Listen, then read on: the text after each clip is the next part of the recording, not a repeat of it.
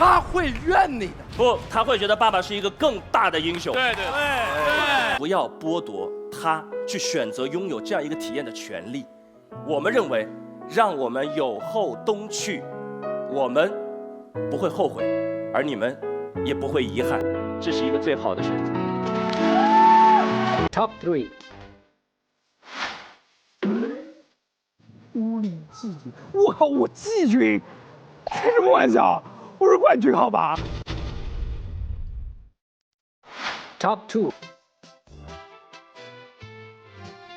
什么奖啊？乌利亚军奖。我真的很感动，没有想到我居然可以拿乌利亚军奖，谢谢你们，我会好好贡献社会的。Top 1。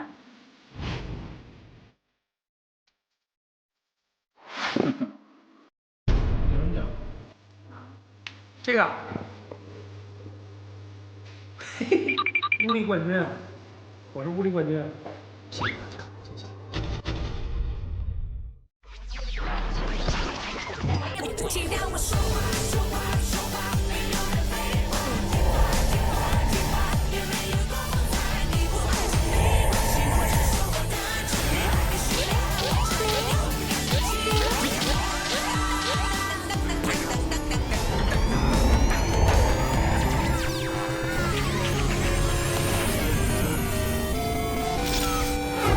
欢迎收看由穿衣用有饭、争取不犯2的时尚购物 APP 有饭冠名播出的《奇葩说》。本节目由早上喝扛1天的国际扛饿大品牌果粒多燕麦牛奶联合赞助播出。本节目选手服装由时尚购物 APP 有饭提供。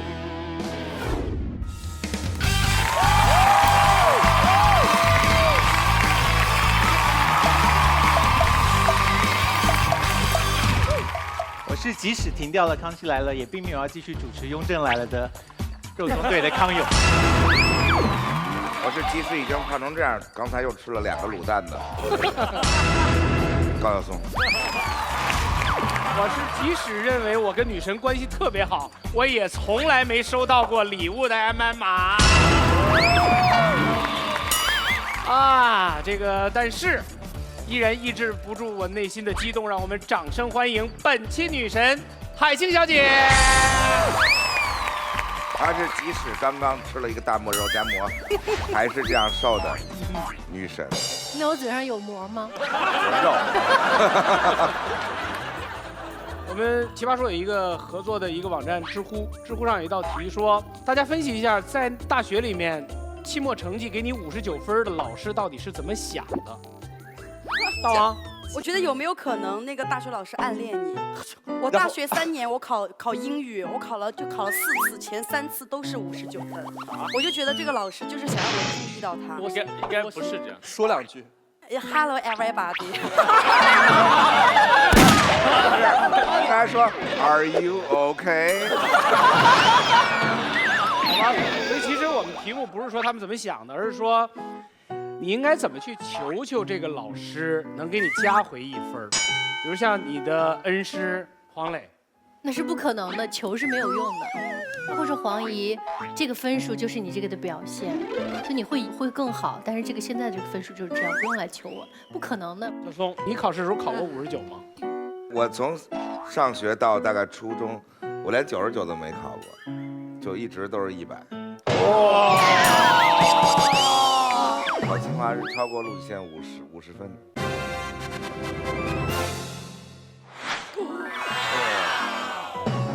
兄弟，往日的时光你都忘了吗？不，我还想再回去。你问我几时能一起回去，看看我们的宿舍，我们的过去，你刻在墙上的字依然清晰，从那时候起就没有人能擦去。所以是你的话，你会怎么办？我就自己再涂改成60，然后影印一份寄给我爸就行。哦，自己59分就59吧，就认了。读了多少回啊？啊，没得过59。我要不就我是很极端的人，我要不就考6分，要不就90分。啊，因为好涂改嘛，6后边写个0，我都想好了。那个年代没有电脑，真的好多事儿都特别好办。对啊，46，对，被改成过98的。好吧，我们看题目吧。紧急通知！紧急通知！奇葩星球核电站突然爆炸，核泄漏将在2个小时后对外扩散，覆盖星球。此刻，最顶尖的2位专家东博士和米博士已经做好了准备，他们都掌握着最高的科技，有绝对的把握堵住泄漏口。不幸的是，进入核电站就注定了要牺牲，没有生还的希望。2人均已立下遗嘱，自愿为奇葩星球的存亡付出自己的生命。东博士和米博士年龄相仿，水平相似，唯一的区别就是东博士已经建立了自己的家庭，有儿有女；米博士还是一个人生活，没有组织家庭。米博士愿意牺牲自己，东博士还要照顾自己的家人。东博士则希望能留下米博士，他真正的人生还没有开始。现在，作为奇葩议事会的一员，你们时间所剩不多，在2位博士之间商议出最后人选，拯救奇葩星球的重任就交给你们了。请立刻开始，这不是演习，请立刻开始。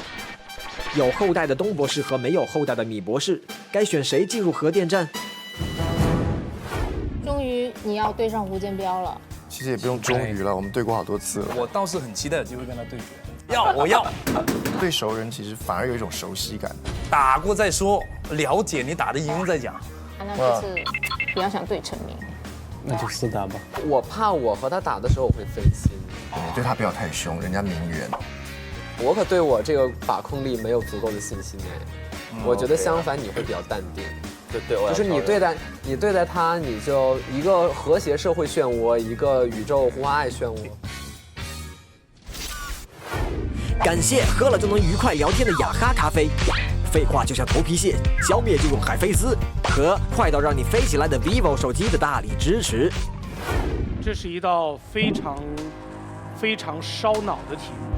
奇葩说之所以会选择这么烧脑的题目，完全是因为我们有2个特别重要的品牌赞助了我们。其一是穿衣用有范儿，争取不犯二的时尚购物 APP 有范儿冠名赞助奇葩说，谢谢有范儿，谢谢。另外一个是国际扛饿大品牌伊利古利多燕麦牛奶，谢谢果哥。他们怂恿我们出了这么一道严肃的题目来跟大家辩论，题目是核电站泄漏需要牺牲1人去抢险，是该选有后的东博士，还是无后的米博士？我们看一看现场100位观众，想一想，核电站出事儿了，一个人有孩子，一个人没孩子，谁去？有后东，红键；无后米，蓝键，请按键。第2赛段针锋相对，不行就退。本赛段共6场比赛，每场双方各派3名奇葩出战，进行3回合1v1较量。每回合以上一回合截止票数为起始票，胜负由跑票数决定，胜者有奖。整场比赛结束，总跑票数最多的一方获胜，胜方有大奖。败方将有1名奇葩被观众投票退下，做永远的2排议员。6场比赛中，导师握有1张免死金牌，可以在必要时救回1名队员。3、2、1。61人选择无后米，39人选择有后东。女神的选择，你现在有儿子这道题会让你格外的触动吗？是让我去吗？不是，你选一个人去。我觉得这题很难啊，很难，因为作为独立的人来说，每一个人都没有过完他的人生，不管他曾经有过怎么样，和未来有过怎么样。其实我选这道题，我选不出来。你是事故应急处理中心副主任，而主任已经去世。你干嘛顺手还害死一个主任啊？求你了，做个决定吧。那我去吧。你不能去，你是副主任。主任已经去了。我我真选不出来。我吃卤蛋了。我吃肉夹馍了，你们了解你为什么选不出来啊？你用肉夹馍堵住自己的嘴，逃避了一个副主任的责任。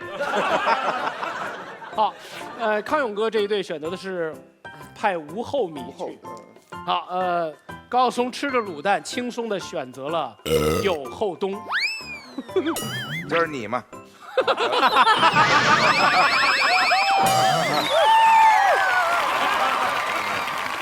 我的命运就掌握在一个爱卤蛋的人的手里。好吧，来，我们来看看双方1对1的阵容。田忌赛马，3、2、1，亮板。1欧阳超对陈明，2邱晨对姜思达，3黄执中对吴建彪。双方大魔王，祝愿你们两个同归于尽。是反方先开始吗？欧阳超。好。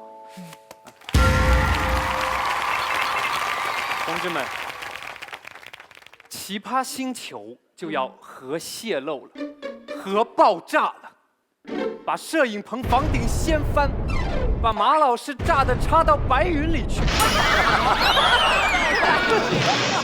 所有人都高被核辐射得癌症，这么严重的后果，我们最该考虑的是谁能更圆满地完成任务，去多拯救几十亿奇葩的性命啊！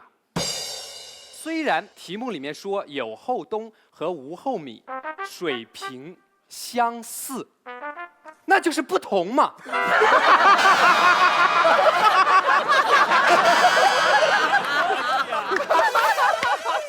那看看到底谁比较厉害。先是有后东博士成家了，业余放在科学事业上的时间就很有限。再看米博士，单身狗，技术宅，除了偶尔自己啪调剂以外，还有大把的时间和精力可以投入到无限的为人民服务的科学事业中去。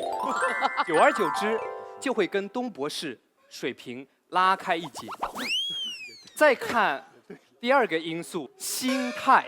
东和米是唯一能够拯救奇葩星球的2个科学家，是科学界的泰斗啊！所以事业这么成功，还不结婚，可能是米博士根本就不想结婚，所以让他去好了，可以稍微的少一些顾虑，能够全神贯注的去完成这样一项比较伟大的任务。这是一个比较严肃的话题，我刚才用戏谑的方式，但实际上大家知道我是一个警察，我当过刑警，运气好没有受大伤，现在还可以站在这里跟大伙儿讲。我有一个师傅，可以说是我们队里最会抓捕的一个人。有一次在执行紧急任务之前，他女儿要做一个大手术，但是这一次抓捕任务又很重要，是一个很大的毒贩子，组织叫他不要过去，因为害怕影响他的发挥，但他自己坚持要去，因为他是第一呀，他觉得自己要承担起这个责任，我必须要去更好的完成这个任务，我可以早点赶回家去看自己的女儿。然后我们去抓捕，他出现了从来没有过的失误，他一大块虎口的肉全被毒贩咬下了。从此以后，他再也不能像以前那样抓捕，他再也不能像以前那样抱着他的3岁女儿，高兴地扔上去，然后有力地像一个警察一样接住，他再也做不到了。如果东博士说自己有绝对把握，他是进核电站之前，但进了以后，他要面临的是责任。他知道自己的儿女和妻子都依靠他的这一次任务，所以他要面临的爱的压力会更大。而且你要怎么去跟有后东的女儿去说呀？如果他女儿下一次问妈妈，爸爸怎么又没回来？你想他妈妈跟他说，因为你爸爸再也不会回来了吗？谢谢。哇，这个起伏好大呀！关键是为什么整个任务一开始我就被插到了白云了？好吧，跟他 PK 的是谁啊？陈明，你请。你是一个警察，但是我是一个爸爸。你最后这个例子与这个题目最大的区别就在于，你的那位警察的前辈是准备完成这个案件回家见女儿，但今天题目不是，今天是救女儿。当这个爸爸进去的时候，他知道，他如果完成了这个任务，女儿和所有的家人就能活下来。你猜，这份爱在这个时候会激发出怎样的能量？你猜有多少本来也许一个普通的男人克服不了的问题，一个爸爸可以做到？至少有2到3次，我的女儿从尿布台上换尿布的时候，我们一转身准备拿新尿布，她一扭身准备爬下来，2米的距离，啪我就接住了。我不知道在我成为一个爸爸之前我做不做得到，但是这个瞬间能做得到。无论是耐心，无论是敏感，无论是细腻，无论是责任心，这都是一个家庭和一个孩子对一个男人带来的改变。而这些素质在那个电站里都会得到淋漓尽致的体现。你刚才可能是站在一个事件本身，但我觉得这有点低估了这2个生命本身的判断。今天这个其实是一个很残忍的抉择，因为我们今天的抉择会直接导致有一个生命会离开我们。你说，当我们要决定2个人谁去死的时候，我们好歹要加入一点对生命本身这件事情的一些感受吧。我们的生命是由一段一段完全不同的生命体验连接而成的。在这个角度，我认为选有后冬可能稍稍要好一点点。好在他已经有了一些吴厚米还没有过、还没来得及的体验。我的女儿刚刚从产房抱出来的时候，我把她抱在手里，我看了一眼，我觉得就是感觉奇妙极了。她长得非常像我，你知道吗？我觉得这件事实在是太奇妙了。我也很奇怪，为什么她不像我？我的意思是说，你想象一下，一个完全独立的、自主的另外一个生命，它跟我有了这样奇妙的关系，它的基因有1/2的跟我的基因是完全一致的。我抱着它的时候，我看着它竟然长得很像我，但它又不是我，那种感觉奇妙极了。你就好像你生命当中有1/2又重启了一遍一样。但那个瞬间，我还没有完完全全觉得自己是一个爸爸，害怕、担心多过欣喜。但什么时候是我觉得一个男人第一次真的感觉自己是一个爸爸，你知道吗？就是他第一次叫你的时候。我的女儿8、9个月的时候，她躺在床上左边玩右边玩，然后她就把头歪过来盯了我一眼，然后把眼睛就很傲娇的挪开了。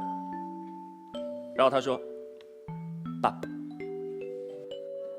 说：“你是在叫我吗？你是在叫我吗？”她在叫我。我抱着她给全家每一个，我说她叫我了。她第一个会叫的是爸爸，你知道吗？她后来我才知道。很久，大概2到3年之后，我才知道他当时说的是粑粑，因为他想拉粑粑。但这一点都不重要，你知道吗？这很重要啊！这是一个情感和自然需要的重大区别。这是一种体验。这一切的一切，这每一分的每一秒，这都是一种体验，这是独特的人生体验。我们有后冬已经有过了，但是吴厚米，你还没来得及哎，我们不。所以陈明真的是不是说站在宇宙中心呼唤爱，他是站哪儿都是宇宙中心。站他女儿旁边，他也呼唤爱。来吧，七夕吧。陈老师你好。你好，你刚才就在说这个独特的体验是吧？独特的体验，你一直在描述自己多么爱女儿，我听了以后也非常的温馨，非常的期待。那么，如果在一个明明跟你有相同实力的人可以完成同样的任务的情况下，为什么你要抛弃自己的女儿而进去？你觉得女儿在接下来的成长过程当中，她会原谅你吗？我觉得会。如果说只有这一个人。只有你陈老师可以完成任务，那么他会说：“我爸爸是一个英雄。”但如果明明有另外一个人可以代替你去完成任务，不对，在这个时候，如果我不去，他是我一个人的儿子；如果这个时候爸爸去了，他是人类的儿子。这个地球上所有的人类都会铭记住他父亲为人类所做出的一切。所有的人类加起来都不如陈老师你给他的爱呀！对。父亲在我的心里一直像一个山一样的形象，是榜样的力量。陪伴是一种爱的方式，可是像一盏指南明灯，像一只北斗星一样指引着他人类的方向，也是一种爱的方式。好，谢谢。陈明获得29票，陈明。好，第二队。周晨。哎，好。那个听完了站在宇宙中心呼唤爱呢，我再一次深刻的感受到了一个道理，就是通常你站在宇宙中心呼唤爱的这种行为，其实内核是极度自私的。各位，你不妨跟我想一想，陈明说我们要把这个我认为非常美好的体验让给别人啊，可是你有没有想过，别人他到底要不要这个体验？你想一想，一个人有后，一个人无后，他们年龄差不多，关键体现了什么东西？可能的一个人就是没有那么想要有后，你知道吗？结婚生子对于有些人来说看似很难，可是你仔细想一想，这件事情一点都不难，只要你觉得它足够重要，重要的你可以放下你的身段，重要的你可以降低你的标准，你总可以做得到的。你没有结婚生子，同龄人都有了，你没有，证明了什么道理？证明了在你个人的价值序列里面，婚姻、家庭、后代并不是那个排在第一位的东西，你有更重要的东西要去追求。在这个时候，如果我们说我不让你去死的一个理由，只不过是为了让你体验那些你本来就觉得不重要的东西，说得过去吗？什么意思啊？什么意思啊？好，一个人他的价值序列里面，这个东西摆在后面，那什么东西可能在前面？他们是2位科学家，对不对？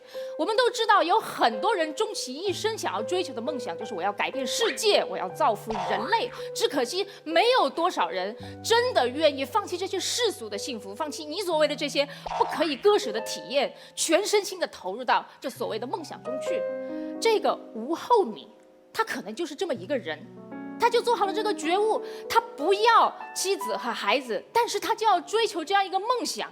而且以前很可惜，个人的力量永远是非常渺小的。有多少科学家终其一生的努力，只能够在人类已知世界的边界上突破那么一点点，他只能在科学史上留一点点名，甚至都不能为众人所周知。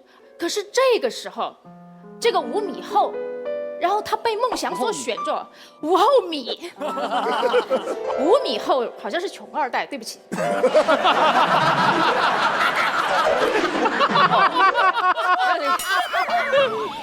向大家道歉。这个吴厚米啊，他成为了这个被梦想选中的人，对吧？他终其一生的努力，他就是要做这件事情。可是这个机会现在摆在他的眼前，他准备好了，他时刻准备着。结果你跟我说，让隔壁那熊孩子他爹替你去吧，你觉得他会怎么想啊？各位，我们在一切条件都相似的情况下面，我们是不是应该优先考虑一下这个人的自由意志的范围里面，他到底想要有什么样的东西？好，那反过来我们来看一下有后东他留在这个世界上的原因，其实就是作为一个救世主，他并不是无人可以替代，可是作为一个父亲，他是无人可以替代的。各位，他作为一个父亲的责任不在他个人自由选择的范围之内。前边那个人他不结婚不生子是他的个人选择，可是你一旦有了这个后代，父亲的责任不是你想卸下就能卸下的。我们今天要做的其实是一个非常简单的算术。我们为什么要拯救这个世界？为什么要拯救这个地球？就是因为我们希望少一点人伤心，少一点人落泪罢了。在这个简单的算术里，我相信大家都能够得到自己应有的答案。让我们选择做一个艰难再艰难的选择，选择那个无后的人吧。对不起。说得好，34票。来吧，姜思达。我觉得秋晨误以为这个吴厚米吴后，就是因为他把解救人类的工作当做他的第一理想，这就等于什么呢？就像你论证今天啊，这个人没有拍拖，一定是爱学习的，对不对？也许他只是长得丑。这个吴厚米吴后，也许只是因为他长得难看。这是第一，你不能臆测谁的境界更高。第二，悲伤到底能不能计算？刚才秋晨告诉我们说，这道辩题是一个计算题，我们少一点悲伤，我们选择那个选项。你硬要计算，你有孩子，我可能还有一堆侄子，我侄子合起来哭丧那架势，可是比你一个孩子要吓人。走一个，我的舅舅哎！真的，管管他们。来，你侄子为什么管你叫舅舅？你们家的辈儿有点乱。我只是用诙谐的方法跟大家表达一件事情：我们绝对不能陷入悲伤可以被计算的陷阱。因此，今天我们为什么啊？他会抖，那叫嘚瑟。我们今天为什么会选择让有后东去呢？是因为我们更加相信有后东了。之前欧阳超讲的2点特别对，一个是能力，一个是心态。但是我觉得心态这一点，陈明老师已经用他爱的漩涡解释清楚了。第二，你跟我讲能力，我今天就跟你分析分析能力。养孩子的难度远远大于修核电站。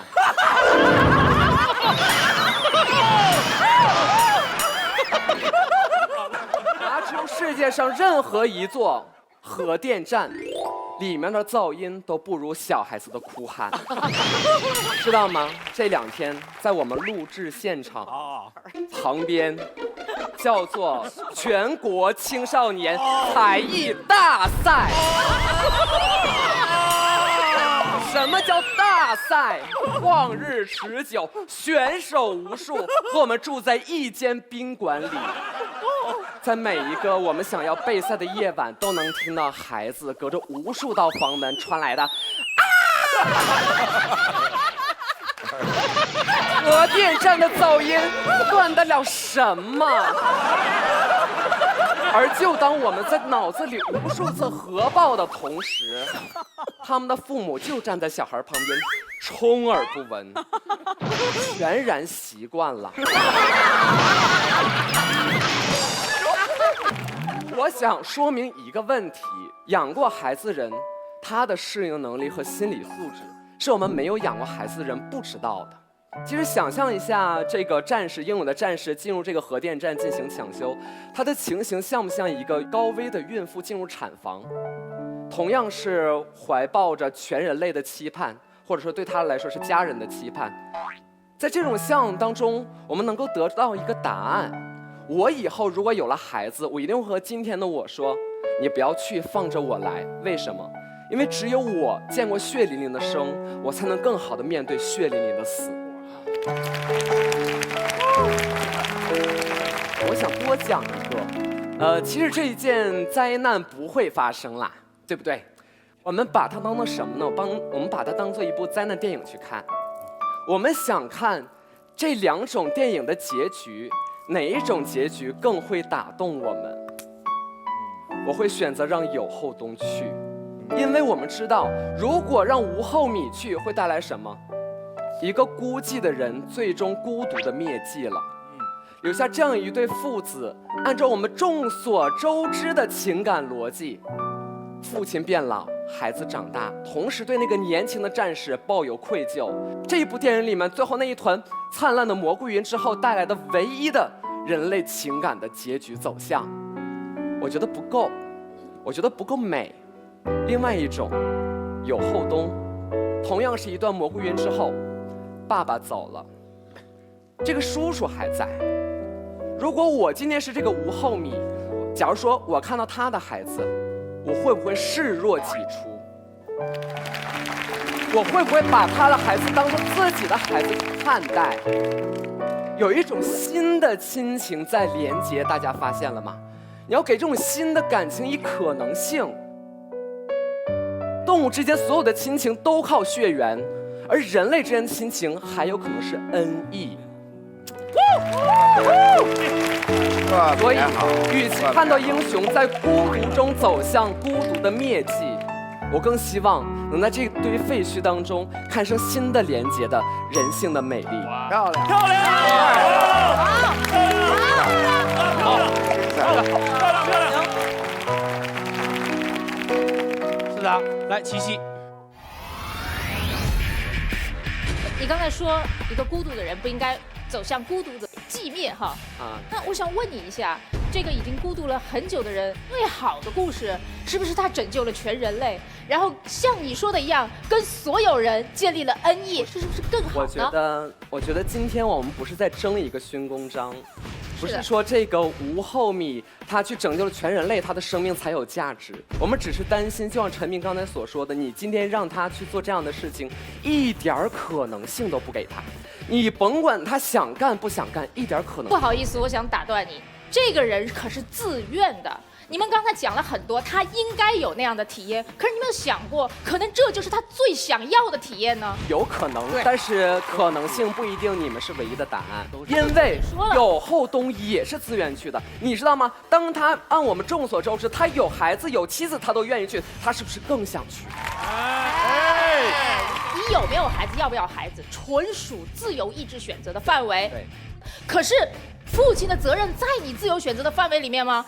我觉得在，我觉得我们既然从来在这个舞台上不讲自己应该被父母的生命绑架，我们也不一定要被孩子的生命绑架。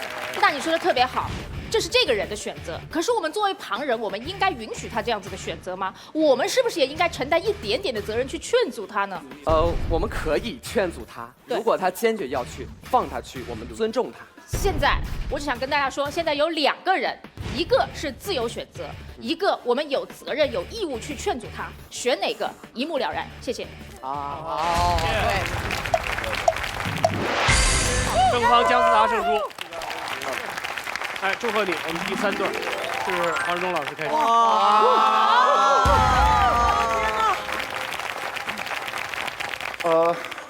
这是一个脑洞题。它不会真的发生，所以其实大家气氛其实不用可以那么凝重，因为它不会真的发生，你们也不用真的做决定，所以不会。这个题目其实不残酷，而且更大的好消息是，看到题目没有？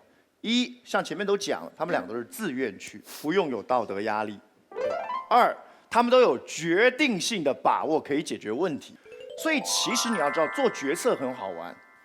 往往做决定的时候，都是有一些很琐碎的理由组成的。陈明刚才讲的很好啊。如果让一个有后的人去，他老爸死了，他是人类之子。我们今天也就是说，我们换一个角度来看，我们今天是在辩论谁当烈士，这还不是个普通的烈士，不是个普通的英雄。他老爸是救了全世界的。他是全球的英雄。我们来看这个人类之子会得到什么待遇？你老爸救了全世界，是不是？你数学只考20分。你老爸救了全世界啊！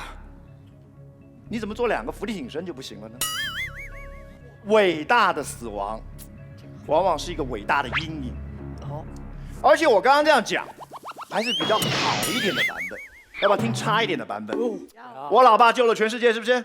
我欺负了女同学，怎么样？你觉得我可以做什么？你打我啊！我做了坏事，你枪毙我啊！让我那个英雄老爸绝后啊！哇！人类之子是我们从未想过的一种特权，你懂吗？是我们从来没有想过的一种特权。这个小孩子。如果个性是温良，他会被欺负；如果是强悍的，他欺负人。因为正如陈明所说的，他老爸死就是要你们全人类怎么样疼他。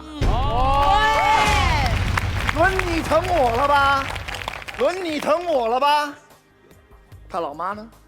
我问你啊，一个人类英雄的遗孀该是什么模样？能不能想象到那种烈士先烈的遗孀？我最多的想象力就在范甜甜身上。甜甜姐给一个，我不会演。来，甜甜姐，你给一个烈士遗孀的模样。这个一定要有一个圣母光环在旁边。当当。维尼也太开心了吧？那么开心，怎么会是烈士遗孀呢？端庄。来听我讲，一个烈士的遗孀，他能不能再去找第2春呢？谁敢追呢？谁敢追呢？真的吗？他的岁月会过去，可他必须保持他的端庄跟凝重，因为烈士遗孀不只是一个身份，它是一个形象。他的小孩这辈子最大的成就，叫做我的爸爸是东东。他的孙子这辈子最大的成就，叫我的爷爷是东东。他的小孩的工作叫做写东东回忆录记录。我所认识的东东，我没来得及认识的东东，我没来得及认识的东东，眼袋之前的东东。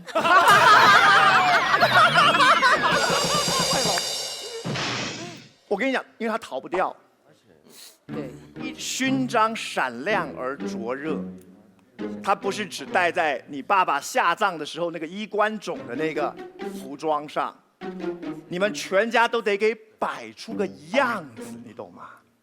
你得摆出个样子。当然你说可以啊，我们其实不会这样对他们的，但是你这样想，不是的。真实社会比我们想象的还荒谬，懂我意思吗？这场比赛我们在辩论什么？再说一遍，你们不会真的遇到这种事，也不用有那么多的压力。今天不是个道德审判，我们只是很有趣的再去想，这个题目里头有什么样的可能性。对，我们在想什么？我们在想的是，谁能承受得起伟大的死亡？我们今天找个无后米去，从某种角度来说，也是在减少伤害，你知道吗？就让这个铜像就在这边吧，不用他儿子每年来剪彩。伟大是一种诅咒，伟大的第一次光辉而灿烂，伟大的第2代、第3代、第4代，我们走不出这种伟大。你们不放过这种伟大，你不放过这种伟大，因为它叫人类之子，放过这种伟大。好。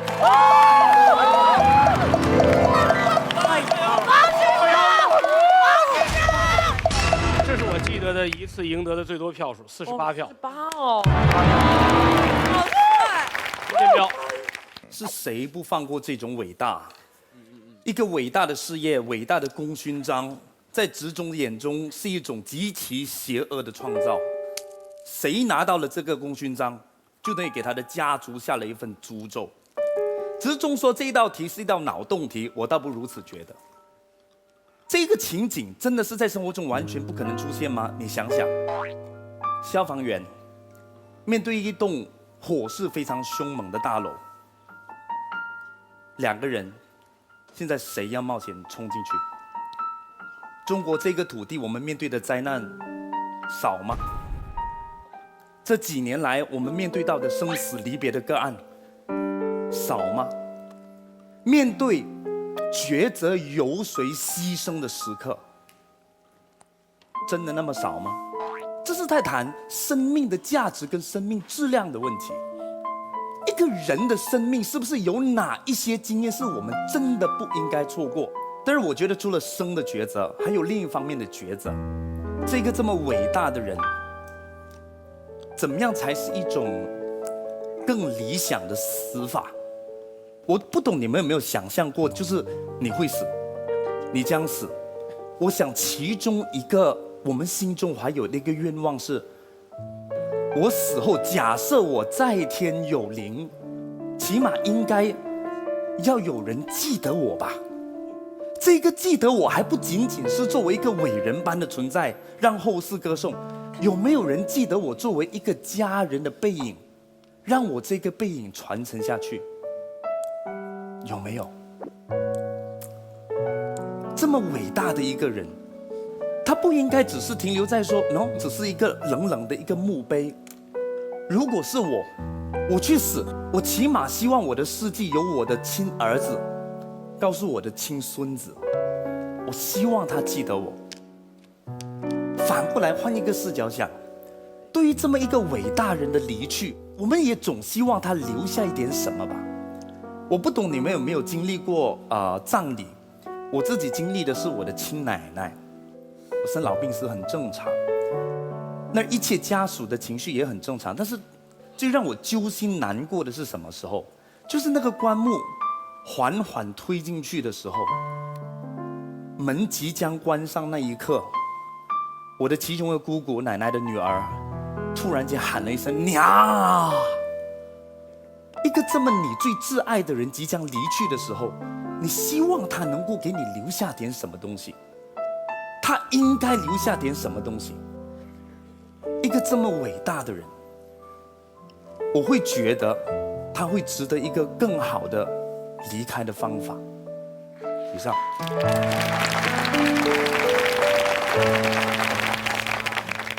知道要齐溪吗？我齐溪。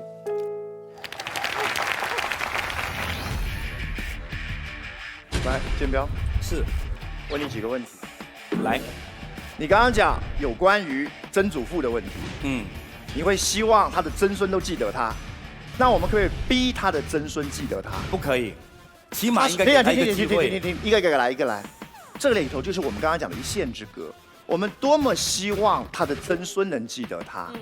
如果他的曾孙竟胆敢忘记他，我们可不可以稍给一点压力或提醒，好让他的子子孙孙都记得这么伟大的人？可不可以这么做 ？So what？ 之中你是在反对伟大，你是反对赞颂，是反对我们给他们功勋章哎，不对。我们讲的是伟大的是你，没有人有义务。尤其是你的子孙，一定要活在这个阴影下，他有自由选择权。可是，在真实的社会里，他们往往没这个权利。我们到这边为止，不好意思，很棒，谢谢。好，别着急，我们目前是黄志忠领先34票，所以这个 PK 当中，黄志忠获胜，对吧？好，我们继续双方的2排辩论哈。马薇薇，你是因为黄志忠说完了，你已经不行了吗？对。跟执中打辩论啊，真是几百次都不会厌。其实我非常同意，脑洞这个角度对我们超有利。脑洞这个东西哈，不好意思，区区在下超熟悉。我要陪你开脑洞啊！你说啊，他的子子孙孙的个人自由意志选择会遭到限制，不对呀，执中，你刚才举例的时候，我爸是人类之光，我是人类之子，我自由选择超自由哎，所以你的第2点立论跟你的第1点立论是矛盾的。好，反过来，你的对烈士遗疾的待遇和对烈士儿子的待遇彼此也是矛盾的。凭什么他们看遗疾看得那么紧，对儿子就那么自柔包容啊？有没有可能我是人类之妈的时候，他们对我也很包容呢？有没有可能你们会对我超级好呢？就像你们对我儿子一样，我看上哪个爱马仕的包包，喂，人类之妈要拎呢？你们好意思跟我抢啥？范冰冰都得排在我后面。我们看脑洞哦，不要比沉重哦。好，你知道这一切特别荒谬，听起来超怪。我们回归现实，你把伟大看得太重了之中，你认为伟大是生命不能承受之重。其实我告诉你，对于伟大，人类这种善忘的动物是特别举重若轻的。孔子有后代吧？这么多年，没见他们谁干坏事儿，没见他们谁不堪心理压力，从而变成了一个不正常的人。可是也没有见谁给他们特别的待遇。人类很善忘的，他最后会记得伟大本身，而忘记了这个家族。同时，我还告诉你，我们要记得的是伟大这件事儿。我们真正记住这件伟大的事儿之后，人类需要或真正会做的事儿是什么？改善制度啊，让以后的核电站不会再泄漏啊。现实生活是这样的，之中。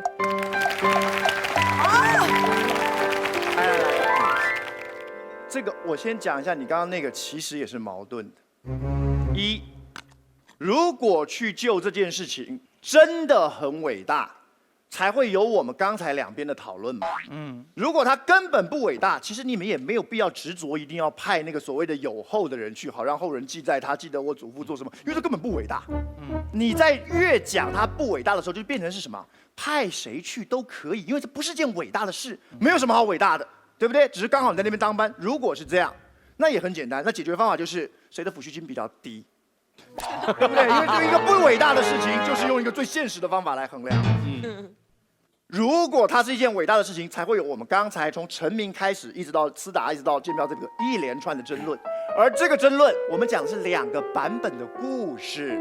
第一种版本叫做我们要么就塑造了前所未有的大特权，那个大特权可以是他那个儿子，也可以，当然也可以是他老妈妈。那我们讲的是比较，就算是最善良的版本，就是他的家属必须背负着伟大的记忆。我这边要打住一下这个题目啊，因为这件事情是你们双方着迷于辩论的一个点，所以我知道你见猎欣喜，你忍不住要攻打他。可是其实直中杀出这个角度的时候，其实已经就点到这一层面，再往下杀。因为康永实在听不下去，以这么邪恶的角度，天下不会再有一个人去做烈士，因为我想到我的孩子会不会这么邪恶，我的妈会不会这么邪恶？那这2个人都有妈，他们这个我阻止他是我们可不可以不要再讨论？我们还没小松和康永，我们都还没到的那个时候。我能替我父亲说一句话。好，你父亲怎么了？他就是这样啊，我爸就是，但他确实是一个伟人，在我们那里的话也受到各种关注。我就想说一句话：今天为什么一定要是有后东去？很简单，他不仅仅是在就拯救世界，他是在给他的孩子在做个榜样，他是在告诉自己的孩子，将来有一天如果也有类似的事情的时候，我也希望那个是有孩子的你能去真正踏出一步。我如果作为吴厚米，我会告诉那个孩子，你的父亲是个英雄，他不仅拯救了世界，最关键的是他也拯救了我。谢谢。好，我们到这儿，康永哥开始。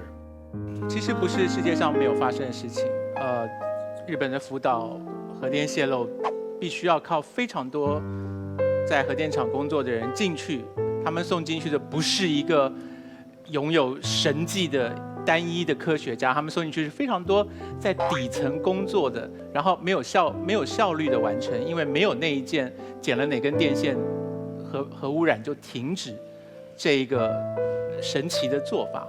那是一个很真实的事情，就是核污染了，你们要进去解决，这是你当初选择这个工作领域应该要具备的心理准备。所以我不认为它是一个脑洞大开的题目，我认为它是发生在我们这个世界上正在发生的事情。第二个，刚才我们大家都听过了，就是有的人觉得养小孩很麻烦，有的人觉得世界越来越混乱，他不想承担这个责任。那我们这种人有一个运气好的地方是，我们选择创作，我们的作品里面包含了我们的 DNA， 他们散发出去的时候，可能在文字里面，可能在节目里面，可能在戏剧里面，他们继续散发影响力，在不同的陌生人的心中播下一个种子。那个种子不是陈明你所说的他长得像我这件事情，那个种子是他想得像我，或者他分享了，他认同了我的想法。可是这不妨碍我寻找我自己存在过的意义。无后并不是一个诅咒，无后这件事情，在我们中国人的传统观念很容易把它看成是一个不好的事，可它其实不一定不好。就是现在我有很多朋友也领养了跟自己毫无血缘关系的小孩，他们就是为自己找到一个新的生命的意义存在过的证据啊。我们的题目叫做应该选谁进去。依据我过去的认知，这个泄漏不会一次终止，他一定是派进去一个人，然后试着要遏制，没有遏制成功，再派一个人进去。会先派谁进去？我认为会先派单身的人进去。这个过程是一个很简单的社会全体承担负疚感、罪恶感的一个观感问题。就是你知道为什么福岛被派进去救灾的人，大家选择把脸转开，不要去看这些工人长什么样子，不要去阅读这些工人后来得了血癌之后的后果多么悲惨？因为社会承担不了这个罪恶感，就是我们面对巨大灾难的时候，我们常常承担不了那个自责的感觉，只好把脸转开。就是这是很残酷的事情，可是不是像马薇薇所说的，我们人类很健忘，我们是选择健忘，我们吃不消有人为我们牺牲了他的人生，结果我们还在这边吃冰淇淋、看奇葩说，过着我们小确幸的人生。所以做决策的人，他会比较倾向先选择波及最少的人。这个题目有值得讨论的空间，它提醒了我们，我们的幸福是靠着很多残忍的维修方式维系下来的。然后我会站在我方的立场，认为我们会先选派吴厚敏进去，然后他失败后，我们会选派尤厚东进去。这个是整个社会比较能够承担有人为他们牺牲的后果的一个考虑之后的选择。谢谢。松。我还是先要就这个职中的这番话要说一说啊，因为我们这节目当然要辩论啊，当然要开脑洞，这些都可以的，但是最基本的人类的底线是要坚守的。所以我刚才看到那一番理论获得48票的时候，我心是非常的凉。啊，他那一番理论总结成一句话，就这世界上任何人都不要为任何理想去献身，因为你献身之后，就意味着你妈妈变成一个邪恶的妈妈，你儿子变成一个邪恶的儿子。所以这个理论是非常的不能被，至少是我接受，不知道为什么能被48个人瞬间接受了。那我们就以后再也不要为任何事情去献身，好吗？人是不仅仅考虑生死成本的，人是要为一些事情献身的。这个信念如果我们动摇了，我觉得我是必须要站出来说这句话的。如果只考虑成本，那就谁的抚恤金低，谁就去。这样的选择相当于怎么选择？大家知道，当作战的时候，怎么处理伤兵成本最低？你知道吗？打死，杀死他，抛弃他。你要想到一个问题，哪怕是纳粹的军队都要想到一个问题：我今天以这样只是算抚恤金、成本低的方式处理事情，第二天就没有人为你卖命。我觉得无论多专业的辩论，都不能突破这个底线。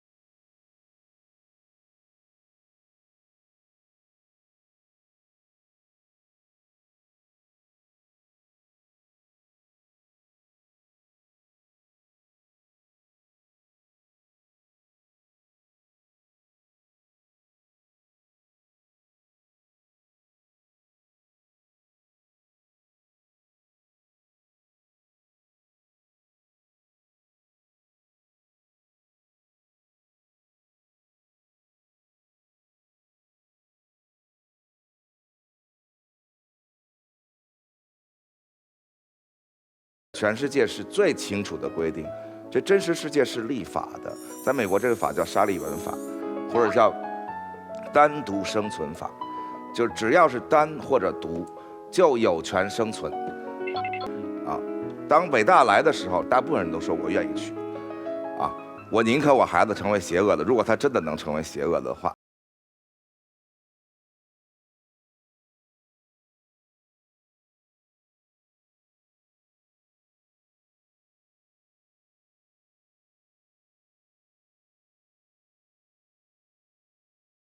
所以，如果要根据现在已经制定的法律来讨论的话，其实就不用开这一题了啊，就直接翻开法典，已经有这个法条，我们就这一堂就下课了。所以，这是为什么值得辩论的原因，就是它拥有一丝令人存疑的空间啊。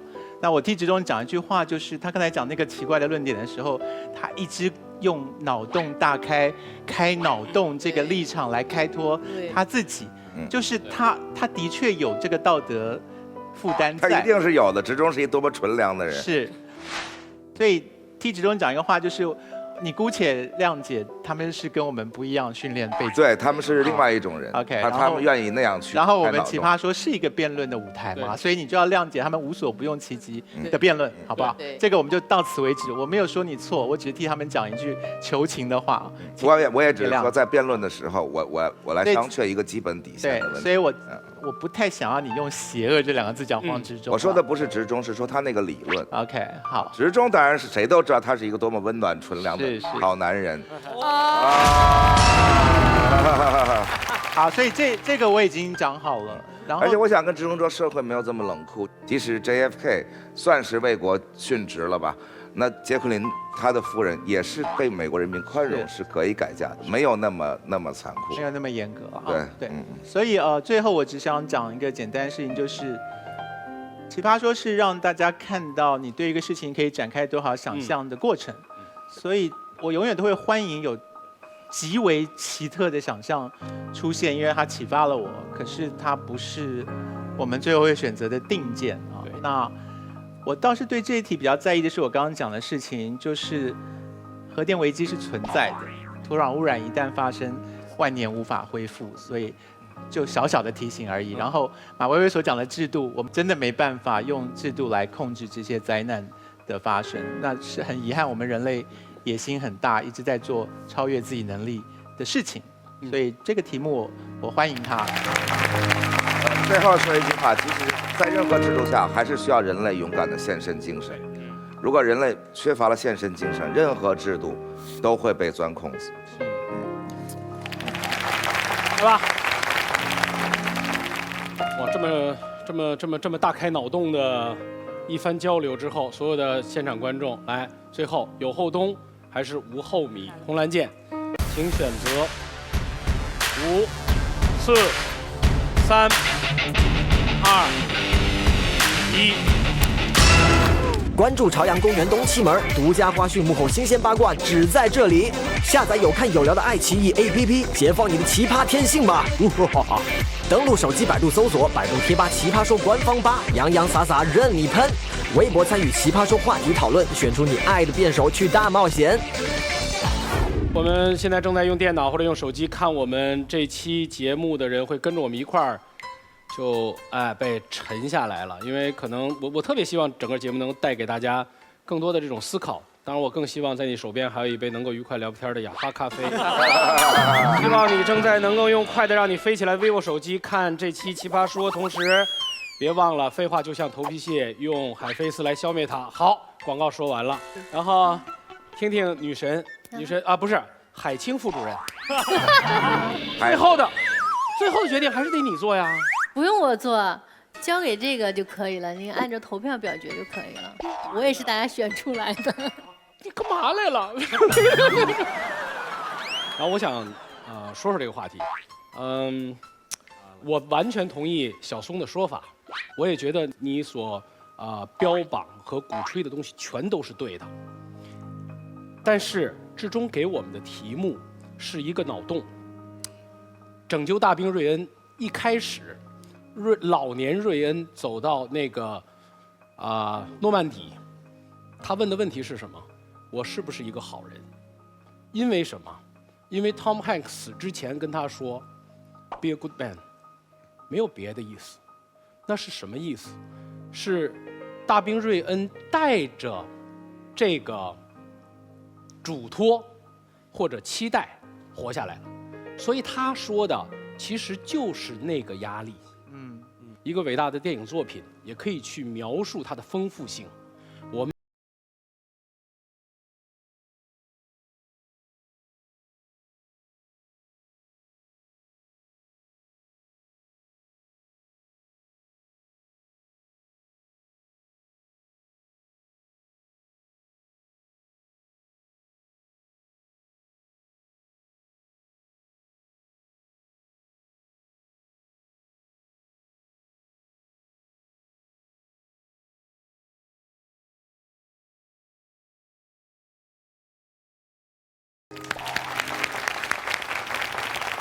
那我们来看看最后结果吧。正方31票胜出，祝贺正方。